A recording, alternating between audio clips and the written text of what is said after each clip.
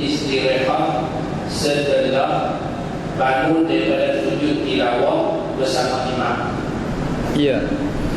Pada asal sujud, kalau kita sujud, sujud sembahyang. Yang panggil sujud, bila sebut kalimah sujud, dia ada bila itlaq sujud, sujud sembahyang. Yakni sujud yang ia daripada rukun solat. Kan? Dia panggil sujud rukun sembahyang. Kita bangkit daripada sujud yang kedua pada rakaat yang pertama, ataupun bangkit daripada sujud yang kedua pada rakaat yang ketiga. Kita ada lagi nak naik kepada rakaat yang berikut, yang ketiga nak naik pada yang keempat, yang pertama nak naik pada yang kedua. Maka di situ disunatkan duduk istirahat. Kan? Seolah-olah syarak beri kepada kita tu kepenatan sujud tu, dahi dah letak dah, angkat pada situ, berehat dulu sekejap. Dia panggil jalsatul istirahah. Duduk kerana berehat, bangkit pada sujud. Lepas tu hukum pula tubik disunatkan, yustahabbu, disunatkan duduk. Jadi kalau kita bangkit pada sujud yang kedua, rakaat yang pertama, terus selalu luput satu fadilat sunat. Tu je, luput satu fadilat sunat. Kita duduk dulu sebentar. Duduk tu, angkat semula. Tapi walaupun duduk, mulut dah Allah, ada panjang gitulah mazhab kita Syafi'i, supaya tidak jadi tajrid, supaya tak jadi kosong kita dalam solat tu daripada zikir. Tengok, Allahu Akbar, subhana rabbiyal a'la, sambung situ kan. Allahu Akbar, Rabbi ghfirli, duk sambung semua mulut tu. Allahu Akbar, subhana rabbiyal a'la, subhana rabbiyal a'la wa bihamdi. Allah, tu rehat apa? Allah Akbar. Habis itu. Walaupun ada setengah mazhab Allah Akbar pendek-pendek, Allah Akbar, tu dia khilaf. Jangan ada berbantah lah tu, jangan ada larang orang. Kita nak bawa ke pendek, Allah Akbar, Allah Akbar, iya. Orang ni Allahu Akbar, iya juga. Begitu bahasa sikit, buka kitab-kitab mereka. Ni mazhabnya. Baru tak jadi berbantah. Nak ajak kata sunat kita bangkit daripada sujud yang kedua, yakni rukun sembahyang, sama ada sembahyang sunat ataupun fardu, sunat kita duduk istirahat. Lepas tu berdiri betul. Ada pun satu lagi sujud juga panggil sujud syukur dan sujud tilawah. Ini hak tanya sujud tilawah. Sama dengan sujud syukur, sujud tilawah. Maka sujud syukur ataupun sujud tilawah. Sujud syukur tu dia satu sujud saja. Orang panggil kata sujud syukur, sujud tilawah bukan sembahyang. Barang pada makna solat dia panggil. Barang pada makna sembahyang. Lepas tu dia bagi dua pula, sujud syukur tak boleh dalam sembahyang. Kalau sujud syukur dalam sembahyang batal, malaikat kita terlupa. Ada pun sujud tilawah boleh dua.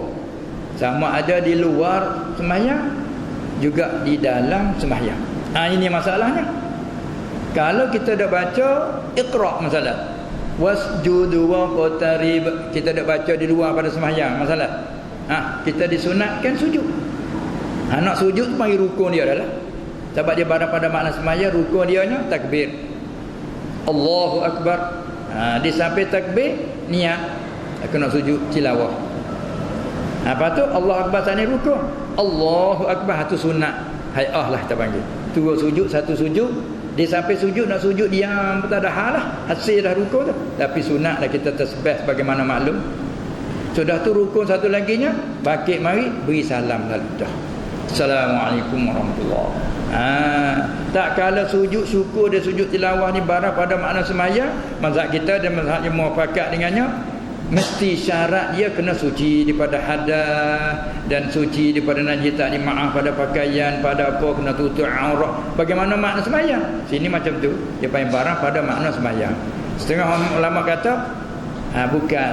Bila bukan, sah sujud syukur, sujud tilawah di luar sembahyang dengan tidak ada wuduk pun. Tu khilaf tu dah. Kita dah bawanya sujud. Mari pula kepada soalan sujud tilawah berlaku dalam sembahyang. Bagaimana subuh, pagi, Jumaat dan lain-lain. Mana lain? Banyak Ramadan sikit lagi baca Quran satu juzuk, ada satu apa dia ni sekali khatam kan. Maka dia bertemulah 14 sujud. Timbul soalan macam mana? Baik. Ini bukan sujud sembahyang, sujud kerana baca ayat tertentu. Baik panggil sujud tilawah. Sujud kerana baca ayat tertentu, tu panggil tilawah. Dalam Quran ada 14 tempat kan. Cuma dia ada khilaf, tapi hak kita 14 tempat. Setengah daripadanya di hari ni tu amal sama ni subuh, pagi, Jumaat. Bila baca surah As-Sajdah, sebab dia memang sembahyang sejadah. Apabila kita baca ayat tertentu, ayat yang ke-15, innama amruhu idza lagi kok Yasin perah. Masyaallah. Innama yu'minu bi ayatina allazina idza dzukiru biha kharru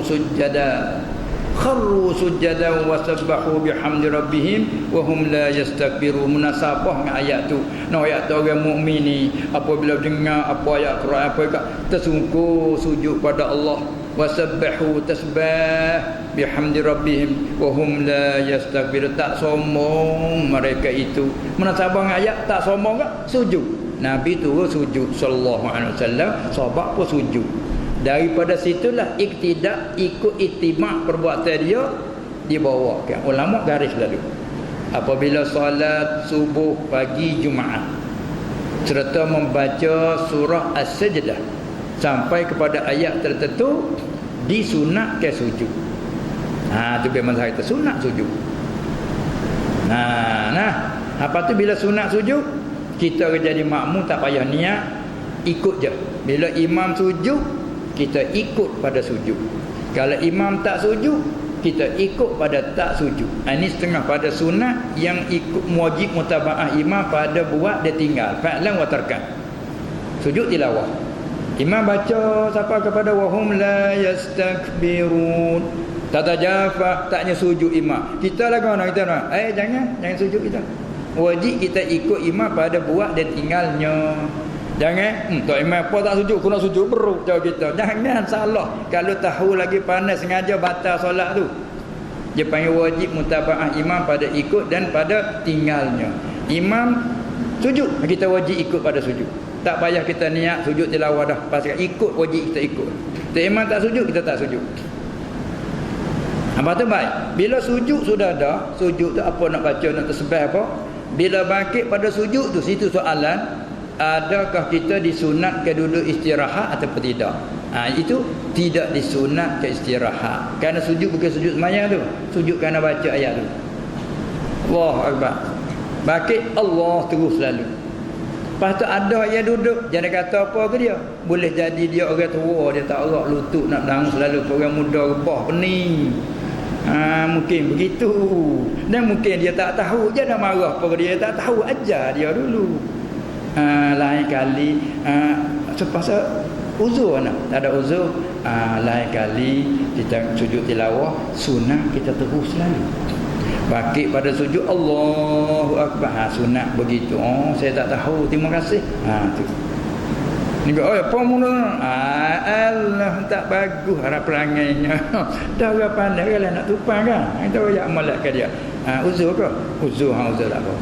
Tahu dah kata sunat selalu. Tahu tapi uzur nak bangun selalu tak boleh, pening nak ubah. Tak apa. Dia tu bagus tu.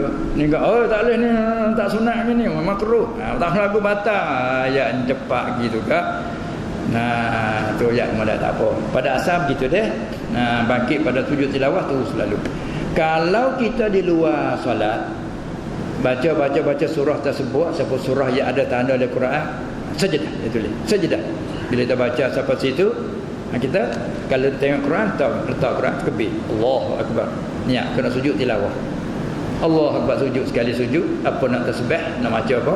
Pakai Assalamualaikum warahmatullahi, Assalamualaikum warahmatullahi, sambung baca Quran. Kalau duduk kan pakai sujud lalu. Kena bangun tak? Ada orang baca Quran sambil duduk kan. Baca-baca buat dia nak sujud bangun diri. Itu kebik. Apa itu lalu hang tak boleh nak ambil qiyam dia kata. Ndak hak qiyam tu kita kata dalam qiyam. Kita dalam duduk pakai sujud selalu. Itu deh. Itulah dari kesimpulan hak soal sikit je. Soalnya bagaimanakah kita sujud tilawah bila kita bangkit pada sujud tilawah dalam solat, adakah kita disunatkan duduk istirahat? Jawab tidak disunatkan duduk istirahat, hanya daripada bangkit terus selalu. Itu pada asal belum tilik pada aridi. Kalau aridi mana lah? Ada orang uzur nak terus selalu tak boleh, dia kena berhenti dulu sekejap, tak apalah. Itu dia. Baik masa kita pun sudah pun lepas dia dah beberapa minit, 45 minit. Cukup dulu dia kali ini, dan insya-Allah taala kali lain pula kemungkinan lepas Ramadan lah. Tapi kalau kita di sana, biasa kita di sana lepas kalau katakanlah raya tu masalah hari Jumaat katakan, maka Jumaat depan tu kita sana raya 6.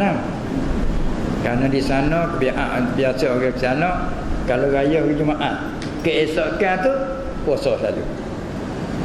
Puasa sunat 6 tu lah, 6 Syawal tu terus pergi sampai 6 keesokan raya, sebab dia jadi sekerotak tu. Dalam petani juga hari raya 6 hebat lah. Besar-besaran lah. Tu jadi timbulnya raya 6. Tapi bila mai tengok sebelah sini, jarak dia puasa selalu. Duk raya saja 45 hari. Raya pertama, kedua, ketiganya dah bubuh nombor ni. Lepas tu juga bagi orang yang puasa balik pada tu kau dah puasa lah. Hari yang ke-6, hari yang ke-5 baru mula start puasa. Lepas duk raya tu juga orang tani kata tiap celereng.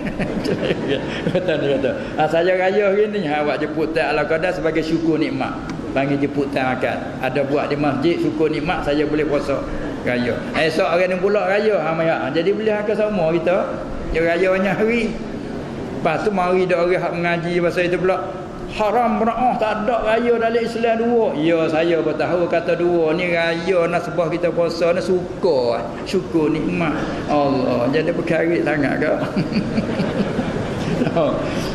Itu dia. Tapi dia orang petani pasal dia puasa selalu, keesokan selalu ambil atas kata afdal hari pertama selalu.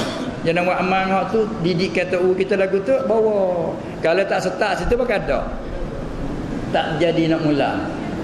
Nak puasa selalu saya ketumpat ada lagi ni hok ni sudah hari yang ketiga ni. Saya ketumpat lepas tu kan nak mula tak jadi. Walau bagaimanapun cara puasa Syawal ini dia ada khilaf. Setengah mazhab Hanafi dia kata lagana, dia bagi 6 hari tu bagi 3. Bagi 3 thuluth.